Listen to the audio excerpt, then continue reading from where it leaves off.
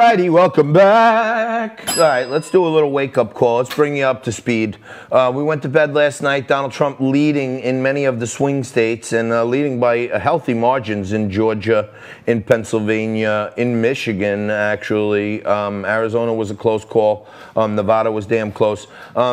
Since then, since you've been away, we've had a little change in the plan. All the states where Donald Trump was leading are now closed for the day. We're going to take a little break. We're going to do a 24-hour siesta. We're going to reset. Okay? Polling booths in Michigan closed down last night. We're going to stop counting. No, we're going to stop counting right now. We're going to come back tomorrow. We're going to start over again. 140,000 out of 140,000 votes were cast for Joe Biden, and they just turned up overnight. It's like Santa came down the chimney into the Democratic polling place and dropped off 140,000 votes. It's not an anomaly. You know, deep inside this crazy maniac that you see every single day, I'm kind of like a math wonk.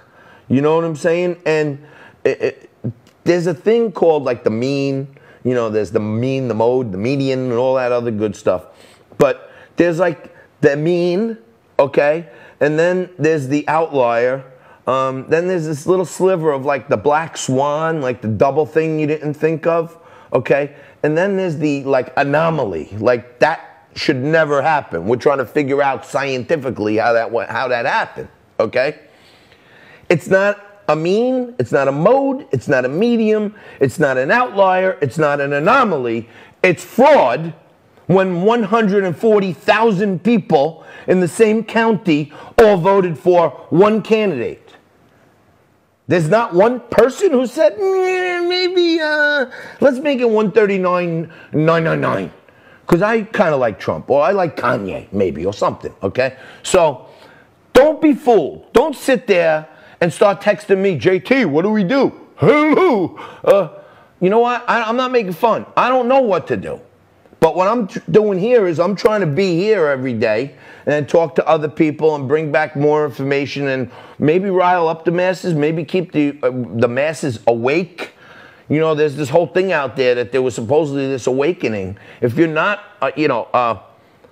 my friend Vito actually hasn't endorsed a candidate in years. Vito Fossella, former congressman, longest sitting congressman, Republican congressman in Staten Island history.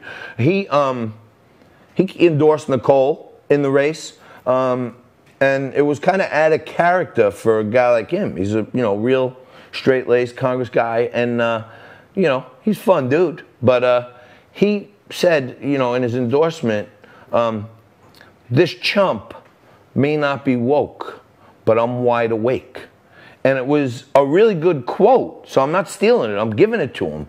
But, Joe Biden said we're chumps, right? They said we're chumps. And if you ever go into a business deal, like all of us have small business, big business, whatever you do, and we're going into the meeting, all right, what are we going to do with these guys? Should we do this? Should we do that? Somebody in your team says, listen, JT, these guys are chumps.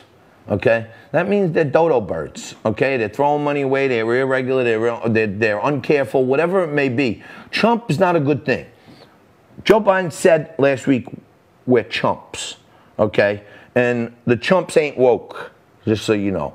But there's got to be an awakening amongst people that these polls changed overnight. I think de Tocqueville said, or no, it wasn't de Tocqueville, but my friend Harvey Pitt used to quote this all the time when he would say, sunlight is the best disinfectant. So when you have schemery and poisons and germs and it festers in the shade and the humidity and the moisture, that's where poisonous things happen. And sunlight is the best disinfectant, okay? So there's a scam going on, and I know it. And what I'm doing is trying to do this, and people tell me, JT, you're doing great. Stop talking about that. Do the other thing. I try to kind of shift gears, do all I can. We had a guest cancel, so I have a little more time to have a conversation with you guys, my friends out there. I'm a proud Trump chump, too. And Carlos says Biden's a hump, so I don't disagree with that either. All right. Nico, hit me with some magic. He wants okay. Now I talked about this last week. All right. At the same time when he's saying, yo, these guys are chumps over here, like we're gonna pull one over on them. Just last week we used this clip. I'm gonna use it again. But Joe Biden came right out. Okay? And you know, there's this whole other thing, this Illuminati thing. And supposedly that they're part of the Illuminati. They gain status and power in the Illuminati community by being outwardly in your face, hide in plain sight. Okay? And Joe Biden, on national TV last week, the man who has said very little about his campaign, he was straight up. He did some Illuminati stuff. And this motherfracker, let me tell you, he said it. We weren't listening. But we're awake now. Watch this. We're in a situation where we have put together, and you guys did it for our administration, the President Obama's administration before this. We have put together, I think, the most extensive and inclusive voter fraud organization in the history of American politics. He just said it. He just said it. We have put together, and you guys did this for Obama also, we have put together the most extensive and inclusive voter fraud organization in history. Okay? So here's Todd Starnes. We've had him on the show many times. Remember when Joe Biden said he had the most extensive voter fraud organization in political history?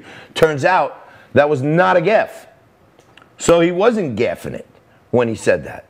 He basically said it. And I hate to, mix two metaphors and bring the Illuminati into the Joe Biden, Hunter Biden thing. But if you're not watching it, if you're not hearing that, you're not watching.